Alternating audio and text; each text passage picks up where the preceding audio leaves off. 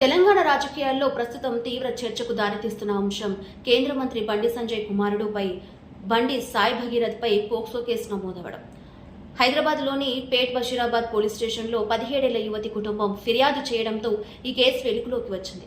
యువతి కుటుంబం ఆరోపణల ప్రకారం పెళ్లి చేసుకుంటానని నమ్మించి భగీరథ్ పలుమార్లు వేధింపులకు పాల్పడ్డాడని, అలాగే ఒక ఫామ్ హౌస్ లో అనుచితంగా ప్రవర్తించాడని పేర్కొన్నారు. ఈ ఫిర్యాదు ఆధారంగా పోలీసులు పోక్సో చట్టం కింద కేసు నమోదు చేశారు. అయితే ఇదే సమయంలో భగీరథ్ కూడా కరీంనగర్లో కౌంటర్ కంప్లైంట్ ఇచ్చాడు. తనని హనీ ట్రాప్ లో ఇరికించి కోట్ల రూపాయలు డిమాండ్ చేశారని ఆరోపించాడు. తనపై తప్పుడు కేసులు పెట్టి బ్లాక్మెయిల్ చేస్తున్నారని తను పేర్కొన్నాడు. ఈ కేసు రాజకీయంగానూ పెద్ద దుమారం రేపుతుంది. ప్రతిపక్ష పార్టీలు తీవ్ర విమర్శలు చేస్తూ ఉండగా బీజేపీ నేతలు మాత్రం ఇది రాజకీయ కుట్ర అని చెబుతున్నారు. మరోవైపు తెలంగాణ ప్రభుత్వం కేసును సీరియస్ గా తీసుకుని ప్రత్యేక దర్యాప్తు బృందాలను ఏర్పాటు చేయాలని ఆదేశించారు. ప్రస్తుతం రెండు వైపుల ఆరోపణలపై పోలీసులు విచారణ కొనసాగిస్తున్నారు. యువతి స్టేట్మెంట్, డిజిటల్ ఆధారాలు, కాల్ రికార్డింగ్స్ వంటి అంశాలను అధికారులు పరిశీలిస్తున్నారు. అసలు నిజమేంటి?